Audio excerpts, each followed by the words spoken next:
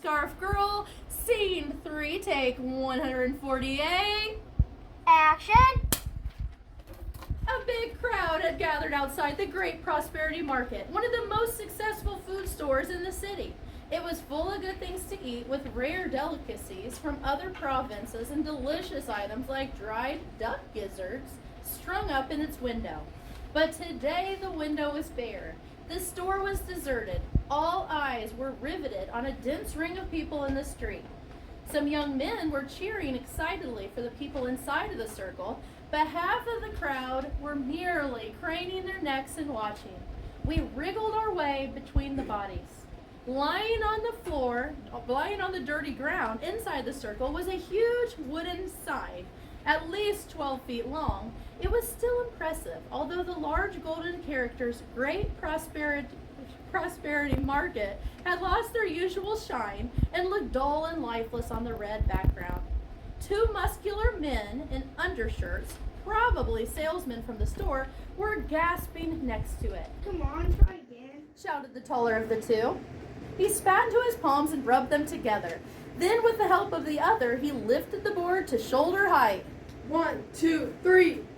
They threw the board to the ground. The board bounced twice, but did not break. The two men threw the board again. Put on the end and curve and stamp on it. That's bound to work. Somebody suggested. Good idea. Come on, try it. Amid a clamor of support, the two men moved the board half onto the sidewalk. Then they jumped on it. 1, 2, 3. We heard their shoes strike the hard wood, but the board did not yield. Darn diddly, this 4-year-old is really hard. Hey, come on, let's do it together. The tall fellow shouted at the crowd. I looked at Anye to see if she would like to join me, but while I was hesitating, the board became fully occupied. Ji Young had moved faster and was one of the dozen people on it. They stamped, bounced, and jumped with excitement. One stepped on another's shoes. Hips and shoulders bumped. We all laughed.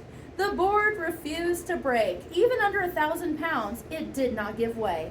The crowd became irritated and started shouting suggestions. Take it to the carpenter and let him use it for something. Let's get a truck and drive over it. Someone started pushing through the circle. Hey, I've got an axe. Let me through. I've got an axe. We stood back to give the man room. He lifted the axe to his shoulder and paused. The blade flashed in the sunlight as it began to move faster and faster in a shining arc until it crashed into the sign. The wood groaned with the impact, and we all cheered. Yeah! Another blow. And another.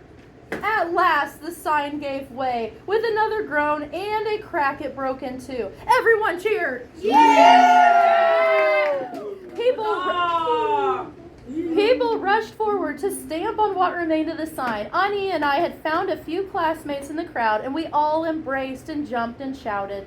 Although what we had smashed was no more than a piece of wood, we felt we had won a victory in a real battle.